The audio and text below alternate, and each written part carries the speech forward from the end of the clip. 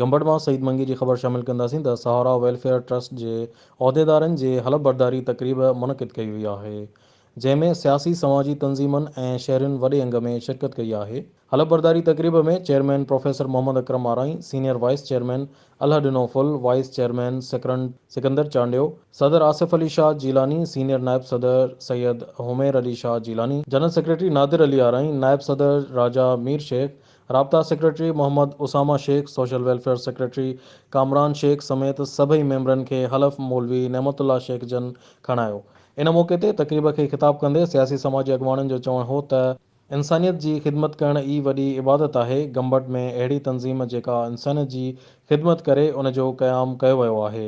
असां दुआगो आहियूं त इहा तंज़ीम बहितरीन अंदाज़ में ग़रीब बेपहुच माण्हुनि जी बिना कंहिं फ़र्द ज़ात जे ख़िदमत कंदी रहंदी। हर ख़बर बर वक्त ख़बर ॾिसंदा रहो न्यूज़ लाइन 1।